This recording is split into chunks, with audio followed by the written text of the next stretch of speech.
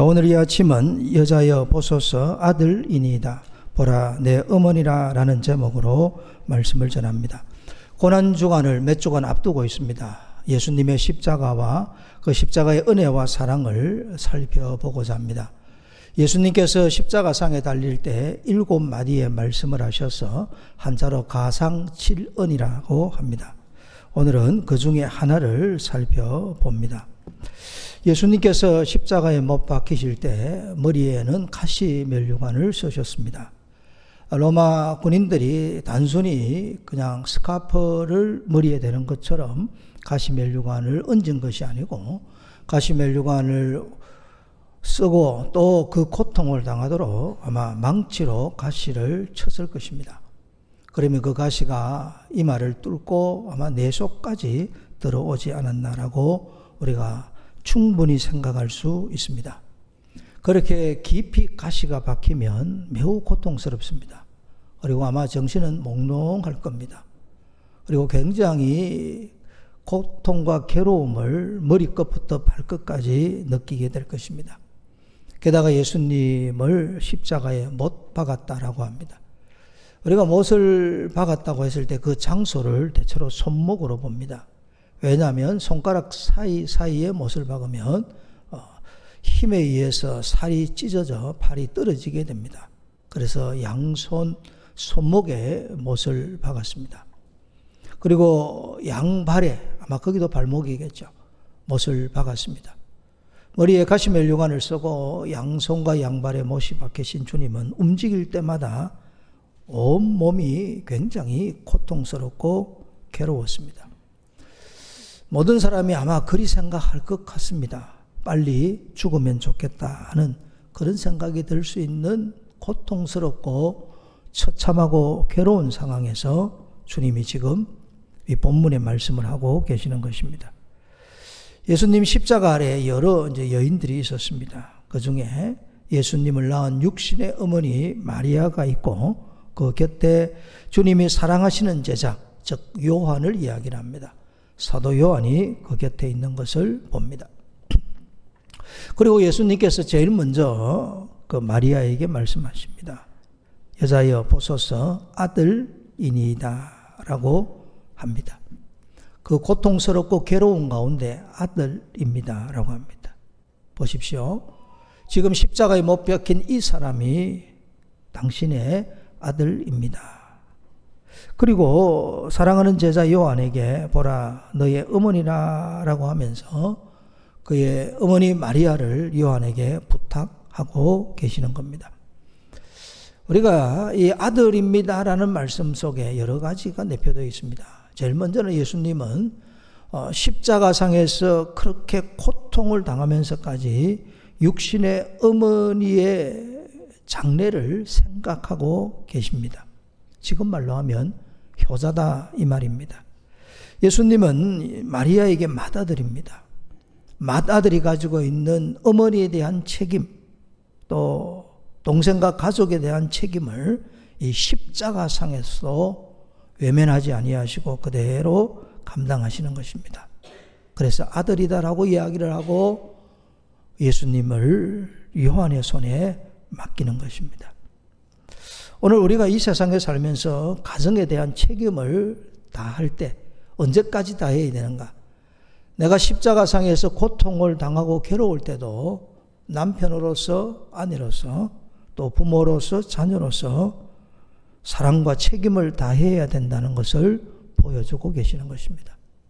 쉬운 일이 아니지만 예수님께서 내 부모를 공경하라는 말씀을 계명의 말씀을 십자가상에서 그대로 순종하셨습니다.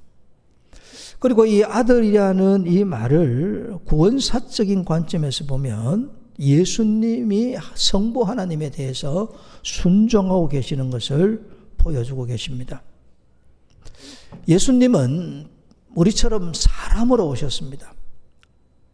예수님 속에 신성이 계십니다. 예수님은 100% 사람이고 100% 하나님입니다. 사람으로 오셨기 때문에 우리 사람이 가지는 연약과 또 나약함을 가지고 계십니다. 우리하고 다른 것은 예수님이 죄를 알지 못하시고 죄가 없는 것입니다. 그 연약하고 그 나약한 예수님께서 십자가의 상에 달려서 성부 하나님이 감당하도록 한 인류 구원의 이 사명을 감당하고 계시는 것입니다. 사람으로 오셔서 십자가의 고통을 몸소 다 겪으시면서 성부 하나님을 향하여 아들로서, 하나님의 아들로서 해야 될 이 구원 사명을 온전히 감당하고 계시는 것입니다. 예수님은 십자가상에서 그리 하셨다라는 말씀입니다. 예수님께서 말씀하시는 중에 참 우리의 마음을 아프게 하는 말씀이 있습니다. 마태복음 10장 36절에 보면 사람의 원수가 자기 집안 식구리라라고 말씀을 합니다. 집안 식구가 사람에게 원수가 되더라라는 이야기입니다. 이 말씀은 우리가 신앙생활 할 때 우리에게 참 걸림돌 되는 사람이 멀리 있는 사람이 아니라 가까이 있는 남편이고 아내고 부모고 자녀라는 이야기입니다. 복음 안에서 이제 순종이 안 되면 그리 된다는 이야기입니다. 집안 식구가 원수라는 말은 가족 중에 어떤 한 사람이 하나님 앞에 불순종하게 되면 가족 전체에게 수치와 부끄러움을 안겨줄 수 있다는 그런 말씀입니다. 하나님께서 아담과 하와를 만드셨습니다. 아담에게 선과 악을 알게 하는 나무의 실과를 먹지 말라. 먹으면 반드시 죽는다라고 말씀했습니다. 그리고 아담은 그의 아내 하와에게 하나님의 말씀을 전해 주었습니다. 선악과를 먹으면 안 됩니다. 라고 전해 줬습니다. 그런데 이 뱀으로 찾아온 사탄이 하와에게 찾아옵니다. 선악과를 따서 먹으라고 합니다. 먹으면 하나님처럼 된다고 합니다. 그리고 나서 선악과를 보니까 보암직하고 먹음직하고 굉장히 탐스러웠습니다. 그리고 따서 먹었습니다. 그런데 이 하와의 문제가 뭐냐면 선악과를 본인만 먹은 것이 아니라 그걸 따서 남편에게 준 것입니다. 아담은 하와를 보고 내 살 중에 살이요 뼈 중에 뼈라고 했습니다. 자기라는 이야기고 그만큼 친밀하다는 이야기입니다. 그런데 하와가 선악과를 주는 겁니다. 너무나도 사랑하는 아내가 선악과를 주었습니다. 이것을 받아 먹으면 아내를 사랑한다는 것은 증거가 될지 모르지만 하나님의 말씀에는 불순종하게 되는 겁니다.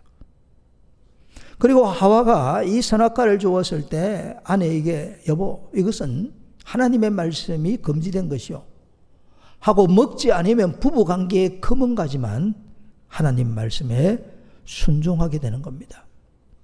하와가 아담으로 하여금 갈등하게 만들었고 번민하게 만들었습니다. 집안 식구가 원수가 된 거예요. 아담이 아내의 말을 듣고 하나님의 말씀에 불순종하게 됩니다.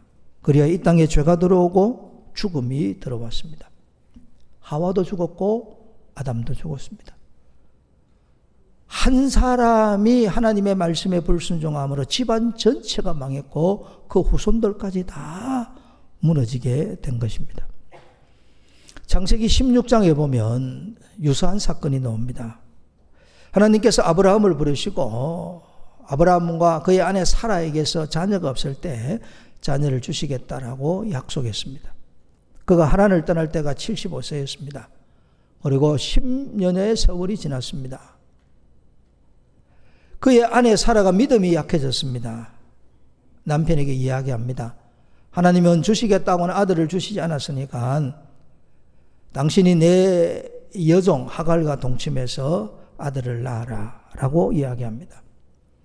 아브라함이 아내 사라의 말을 들으면 하나님의 약속을 어기게 되는 겁니다.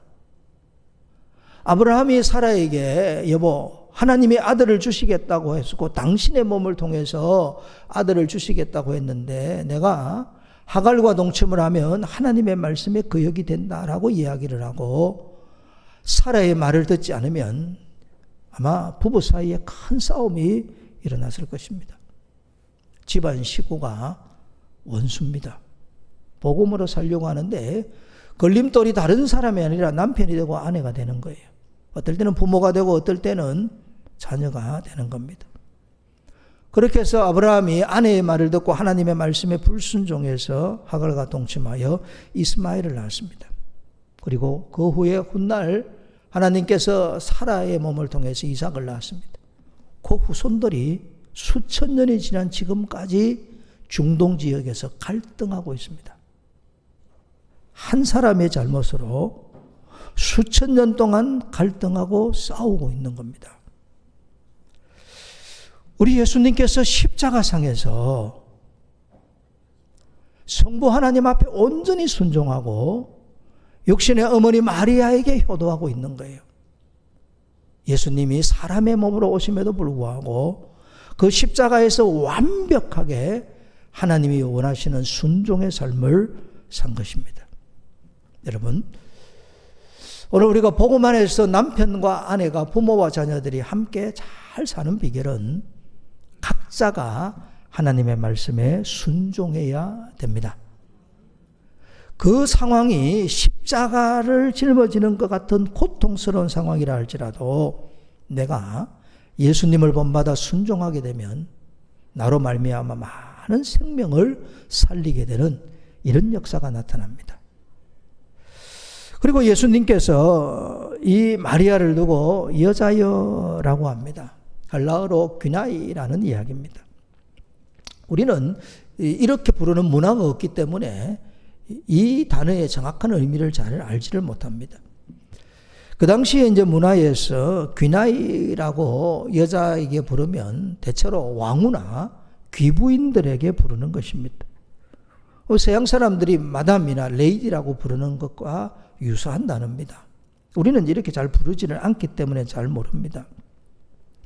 지금 예수님께서 마리아를 향하여 귀나이, 어머니라는 것보다 더 귀한 존칭어를 써서 마리아를 부르고 있는 것입니다. 왜 이 마리아를 부를 때 귀나이라고 불렀을까? 요한복음 2장에 보면 예수님께서 가나안 혼인잔치에서 물로 포도주를 만들 때 마리아가 와서 요청을 합니다. 그때도 마리아를 두고 귀나이라고 부르시고 오늘 십자가의 상에서도 귀나이, 여자여라고 부르고 계시는 것입니다. 여자에게 부를 때 가장 고상하게 가장 최고의 예우를 갖춰서 부르는 그 명칭을 마리아에게 사용하고 있습니다. 이것은 예수님께서 십자가상에서 육신의 어머니 마리아가 예수님을 이 땅에서 섬기고 희생하고 흘렸던 눈물에 대한 감사의 표현이라고 볼 수 있습니다. 예수님은 처녀 마리아의 몸을 빌어 이 땅에 태어났습니다. 그리고 30년 동안 예수님은 그 마리아를 통해서 양육을 받고 사랑으로 자랐습니다. 그리고 공생에 시작할 때 예수님께서 마리아를 귀나이라고 부르면서 이제 공생애가 시작했다는 것을 알려준과 동시에 어머니 마리아의 희생과 섬김으로 제가 여기까지 왔고 공생애를 시작하고 이 마지막 십자가 사명을 감당하고 있습니다. 이런 말입니다. 한 어머니를 초월해서 하나님의 백성으로서 하나님의 구원 사역을 위해서 마리아가 흘렸던 그 눈물의 기도, 그 희생의 손길, 거기에 대하여 감사의 표답으로 귀나이라고 부르면서 마리아를 존중히 대하고 있는 것입니다. 십자가 아래서 마리아가 예수님을 쳐다봅니다. 머리에 가시멜 유관을 쓰고 양손과 양발에 못이 박혔습니다. 고통스러운 자신의 아들의 모습을 봅니다. 그때 만약에 마리아가 땅에 털썩 주저앉아서 바닥에 있는 재를 뿌려가면서 하나님이 이런 건 아니지요. 이럴 수는 없어요. 하나님의 아들이라고 하지만 내가 낳은 저 아들을 십자가에 저렇게 못을 박아 죽일 수 없어야 하고 그곳에서 대성통곡하고 울고 괴로워했으면 어떻게 됐겠습니까? 예수님이 십자가상에서 얼마나 괴로웠겠습니까? 마리아가 예수님을 쳐다봅니다. 아마 눈에는 눈물이 흐르겠죠. 가슴은 찢어질 겁니다. 그럼에도 불구하고 마리아는 이것이 하늘 아버지의 뜻으로 그대로 받아들입니다. 온전히 알 수 없지만 예수의 죽음을 통해서 자신과 인류가 구원받는다는 그 사실에 그렇게 고통스럽게 쓰임받는 그 사실에 아마 침묵하며 눈물 흘리며 예수님을 바라보았을 것입니다. 그 마리아를 두고 귀나이 여자여, 당신은 참 귀한 분입니다. 당신은 참으로 훌륭한 분입니다. 당신의 그 눈물과 희생이 없으면 내가 어찌 여기에 십자가를 질 수 있겠습니까? 사람으로 오신 예수님의 표현일 것입니다. 한 여자 하와로 말미암아 이 땅에 죽음이 왔습니다. 한 여인 마리아의 희생으로 오늘 우리가 구원을 받게 된 것입니다. 여자의 후손으로 오셔서 정말 자기를 여자의 후손으로 오신 그 예수님을 기꺼이 드리는 마리아의 그 아름다운 헌신과 희생을 주님이 인정하고 계시는 것입니다. 사랑하는 성도 여러분, 하나님은 모든 것을 아십니다. 우리가 다르게 생각해 볼게요. 예수님은 죄가 없습니다. 십자가에 못 박힐 이유가 없습니다. 가시멜류관을 쓴 이유가 없습니다. 마리아가 로마 병사를 행하여 이건 불법입니다. 이건 죄악입니다. 이건 부끄러운 일이에요. 저항할 수 있고 자기 목숨을 내어놓고 항의할 수 있습니다. 그러나 마리아는 묵묵히 침묵합니다. 왜 그럴까요? 하나님 살아계신 것을 믿거든요. 세상이 불의한 것처럼 보여도 하나님은 반드시 공의롭게 세상을 심판하시는 거예요.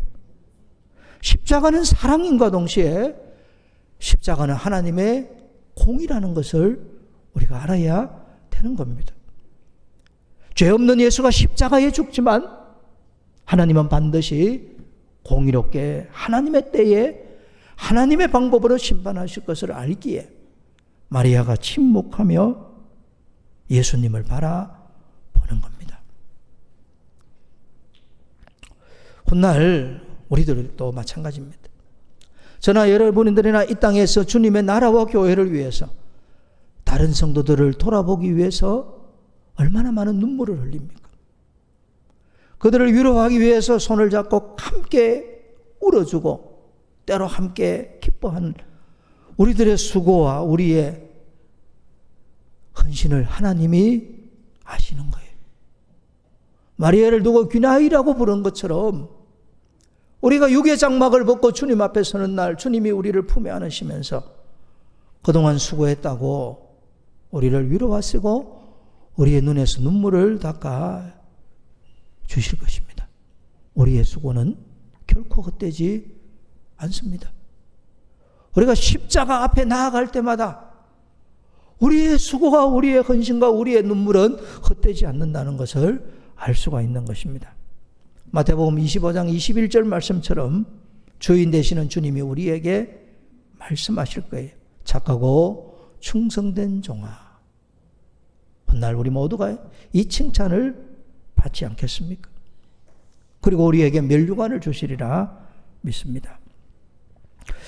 예수님께서 이 마리아를 여자여라고 부르는 것은 이 십자가를 통해서 예수님과 마리아의 관계가 이젠 바뀌었다는 것을 말씀하고 있습니다. 마리아 입장에서는 예수님이 자기 아들입니다. 배 아파 낳은 아들이에요. 그런데 예수님은 마리아를 두고 귀나이라고 부르면서 아주 그녀를 존중하고 높여주면서 하나님의 구원 역사를 위해서 수고하고 애쓰고 노력했지만 그러나 마리아 그때는 주님의 종이고 예수님은 마리아의 주님이 되신다는 것을 말씀하고 있는 겁니다. 예수님만이 유일한 그리스도가 되시고 마리아는 여전히 죄인에 지나지 않는다는 것을 말하고 있는 것입니다. 다르게 표현하면 예수님은 우리와 마리아의 신랑이 되시고 우리는 예수님의 신부가 되는 거예요. 마리아도 그렇다는 이야기입니다. 마리아의 희생과 섬김이 아무리 대단하고 아무리 탁월하다 할지라도 마리아도 예수님 앞에서는 죄인에 지나지 않는다는 것을 예수님이 말씀하고 계시는 것입니다.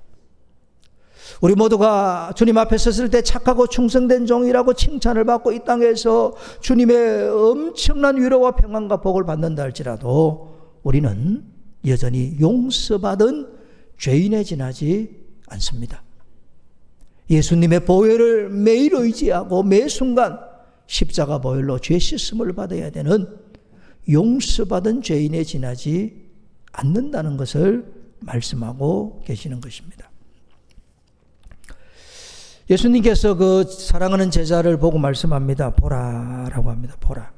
보라라는 말은 예수님께서 대단히 중요한 말씀을 하시기 위해서 요한에게 시선을 끄는 겁니다.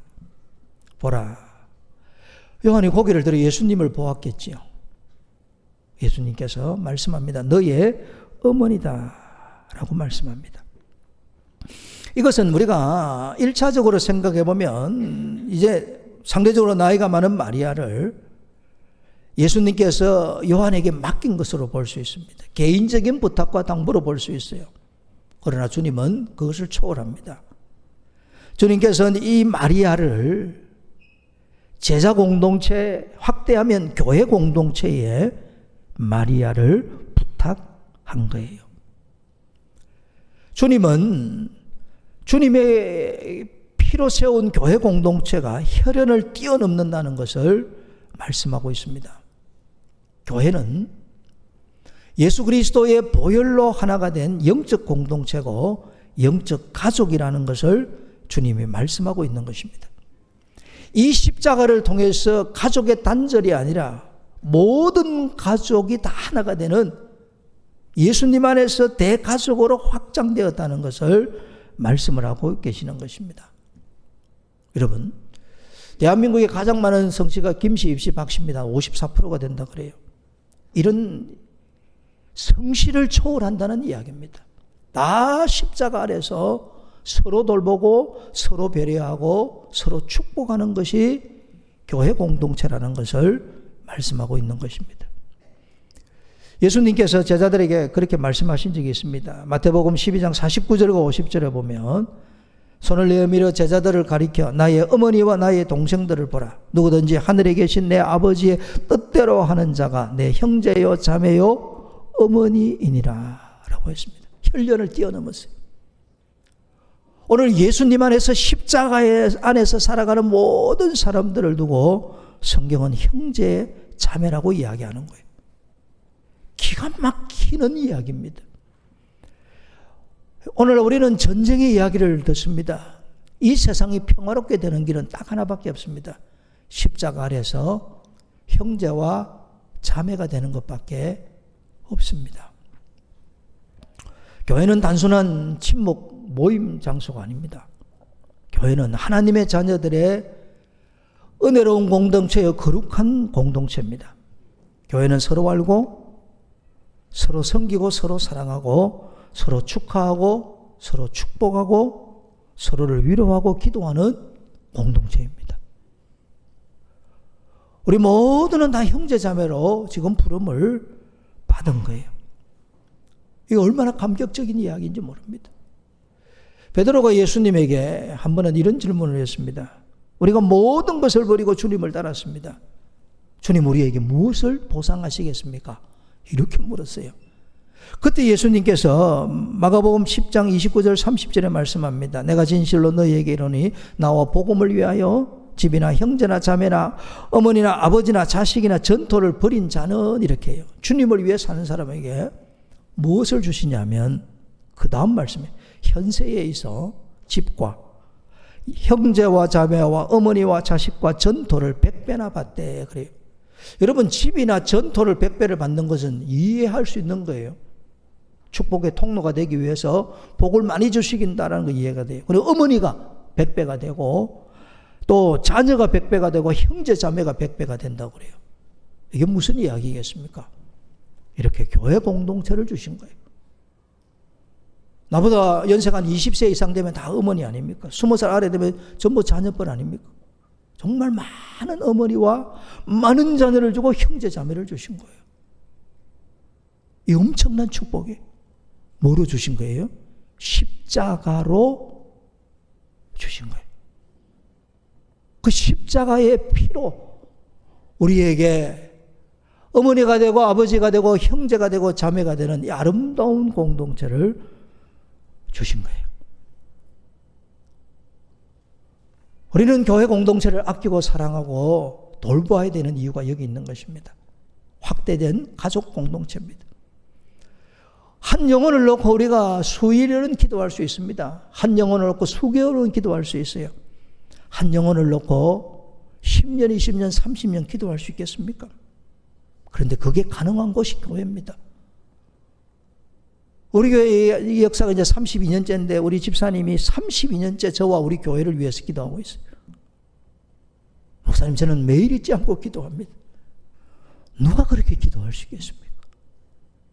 아픈 이를 가슴에 안고 수개월, 수년을 보이지 않는 곳에서 눈물로 기도하는 사람이 누가 있겠습니까? 그게 교회 공동체입니다. 십자가로 주신, 십자가 그 보혈로 주신, 십자가 사랑으로 주신 공동체입니다. 우리가 이 사랑 때문에 선교사들을 돕는 거예요. 여러 복음기관들을 돕는 거예요. 그리고 그분들도 우리가 돕는 이 도움의 손길에 대해서 형제의 마음을 가지고 감사하는 거예요. 강원도 양장에 가면 그 한국 라버리 공동체가 있습니다. 제가 오래전에 영국 라버리 공동체에서 생활했기 때문에 이 라버리라는 공동체가 특별히 젊은이들, 생각하는 젊은이들에게 복음을 전하는 아주 정말 좋은 공동체입니다. 이 경남에 그런 곳이 하나 있으면 좋겠다라는 그런 마음을 가집니다만은, 그래서 라버리 공동체를 도운 지가 한 20년이 넘어요. 근데 이제 올 초에 엽서를 하나 보내왔는데 그 엽서 내용에 이렇게 되어져 있습니다. 인간의 정으로 말하면 이미 지치고도 남았을 세월을 예수님의 피의 능력으로 형제가 되어 오랜 세월을 같이 해 주셨습니다. 하나님의 사랑으로 저희 작은 라버리에 한결같이 베풀어 주심에 깊이 감사드립니다. 저와 여러분들에게 보내는 편지예요. 이 말 맞지 않습니까? 인간의 정으로 이야기하면 어떻게 20년을 도와줍니까? 어떻게 20년을 기도해줘요? 그런데 예수님의 그 피의 능력으로 혈육을 뛰어넘은 진정한 형제자매가 되어 함께 하나님의 나라를 세워갔다는 이 사실에 서로가 감격하고 감사하는 거예요. 교회 공동체가 매우 중요합니다. 다른 통계 이야기 안 하고 말씀을 마치겠습니다. 우리나라 사람들에게 연세가 드신 부모님을 누가 부양을 해야 되는가 하고 질문을 했어요. 부모님이 연세가 들면 누가 돌봐야 되냐. 한 20여 년 전에 2002년도에 조사를 하니까 가족이 돌봐야 된다. 특별히 자녀가 그게 71%였습니다. 100명이 있으면 70명이 그래도 우리 부모님은 우리가 돌봐야지 이렇게 했어요. 그러다가 세월이 한 20년 지났어요. 부모님을 누가 돌봐야 됩니까? 라고 물었더니 안타깝게도 21%만 가족이 돌봐야 된대요. 그렇게 지금은 20, 30대 자녀들 중에 100명 중에 20명 정도만 부모님이 연세 드시면 내가 돌봐야지 생각하고 70여 명은 아니지요. 80여 명이죠. 관심이 없어요. 그러면 아니 21%가 되면 80%는 도대체 누가 돌봐야 되냐고 물었더니 기가 막히는 대답이 나왔어요. 본인이 돌봐야 된다. 20%입니다. 누가 돌봐야 된다고요? 부모님 나이 드시면 알아서 사세요 이 말이에요. 100명 중에 20명입니다. 그 다음 양심이 좀 있는 사람 뭐라고 이야기하냐면 사회가 돌봐야 됩니다. 54%입니다. 앞으로 의료보험이 계속 올라갈 겁니다. 왜? 안 돌보려고 그래요. 여기 50대 후반 되시는 여러분 정신 바짝 차리고 사셔야 됩니다. 여러분 자녀 중에 80%는 여러분에 대해서 전혀 관심이 없어요. 뭐 다를 것 같습니까? 그럼 누가 돌봐야 되는 거예요? 그래서 교회가 공동체입니다. 함께 웃어줄 수 있고 함께 울 수 있고 함께 기뻐할 수 있고 함께 이야기할 수 있는 것이 그게 교회 공동체입니다. 아니 그런 공동체를 만들어 가야 됩니다. 말씀을 맺습니다. 십자가의 의미가 무엇일까? 십자가는 한 어머니를 맡긴 사건이 아니라 온 인류를 하나님의 영적 가족으로 묶는 신령한 사건입니다. 교회를 아끼고 교회를 사랑하고 교회를 돌보아야 됩니다. 특별히 올해 우리 기도 그룹이 지역별로 나누어져 있습니다. 정말 십자가를 짊어지는 마음으로 다른 형제 자매를 가슴에 품고 기도해야 되겠습니다. 함께 서로를 위하여 축복하며 기도할 때 아름답고 놀라운 역사가 일어나게 될 줄로 믿습니다. 이 은혜가 있기를 축복합니다.